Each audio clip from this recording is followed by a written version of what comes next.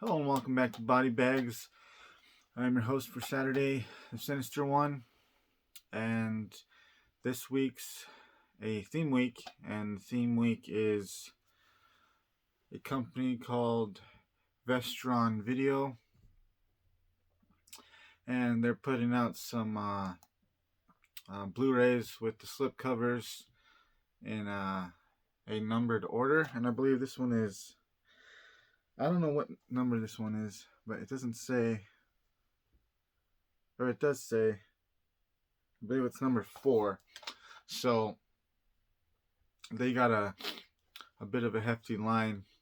So they're really putting out like some unique gems. Some of them are pretty really rare and not really that well known. And they're hopping around, um, skipping the originals and going directly to sequels and just giving you a big mixture of horror films. And they put out the Return of the Living Dead Part 3, which I'm reviewing, and I was happy that they did. I still haven't watched this Blu-ray, but I will get around to it eventually.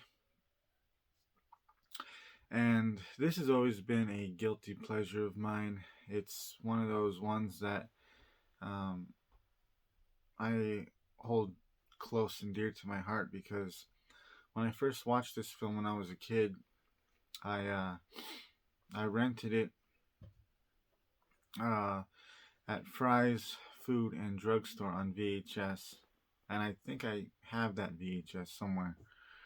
So that was way back in the 90s when, of all places, Fry's Food and Drugstore used to rent out VHS films.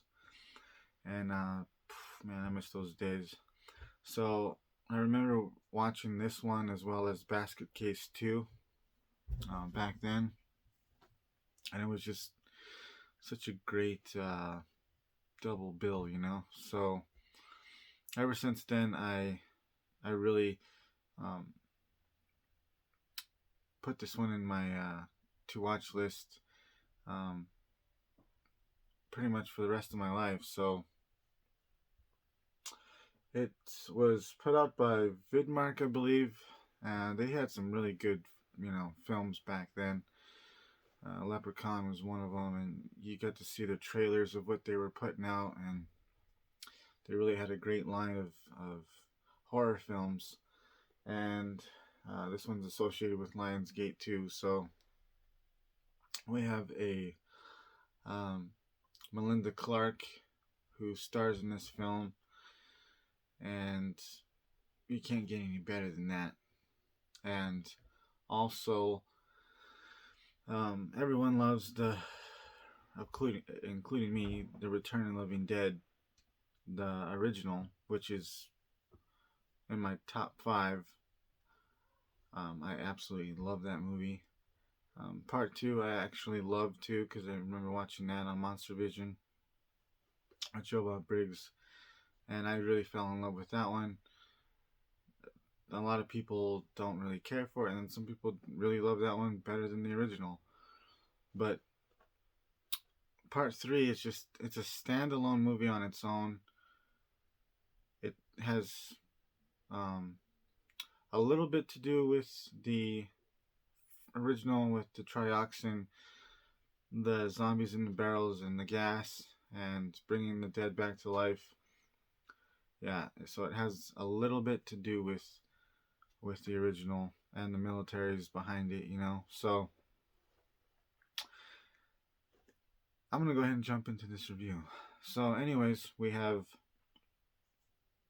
Melinda Clark. She's a goth chick.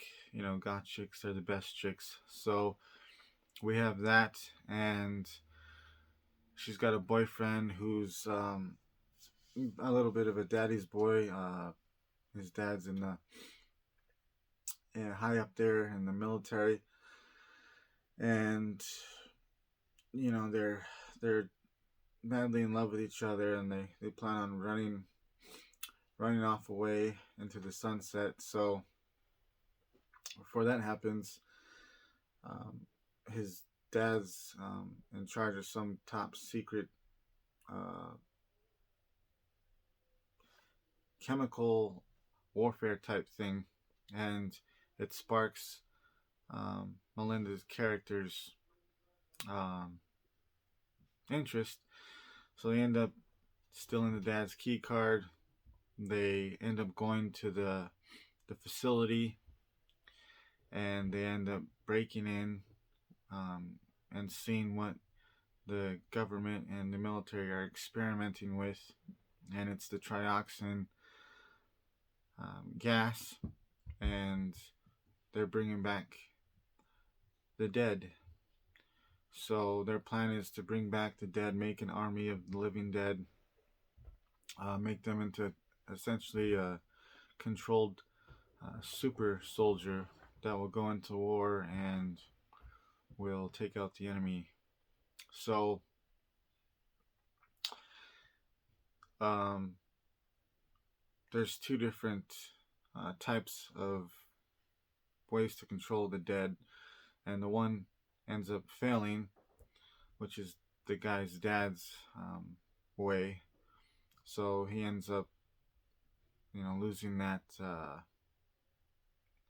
that bid. So the other way is like an exoskeleton type of device that controls the dead. So you have that. So then they end up, kind of getting noticed, and they end up escaping, and they end up getting in an accident on the way back home, and Melinda ends up dead, and the boyfriend's devastated, so he ends up going back to the facility, bringing her back to life with the trioxin gas, and of course she has an uncontrollable urge to eat the human brains. So he's got to deal with that as he's still in love, and she's slowly losing her humanity, and eventually she ends up full forged in this get up with um, glass in her flesh, nails through her fingers, everything that's pretty painful and gruesome. She uses her body as a weapon of sex and torture. So yeah, it's a really good film, and they go on a journey throughout L.A. and they come across a bunch of Vato gangsters, and they got to deal with them. They come across the infamous Riverman, who gives them shelter.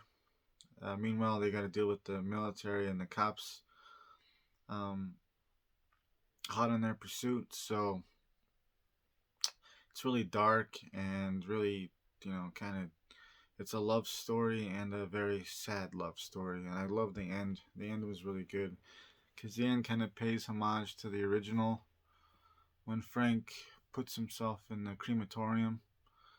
So I really love that. I think it was poetry, and I just love the Return of the Living Dead franchise.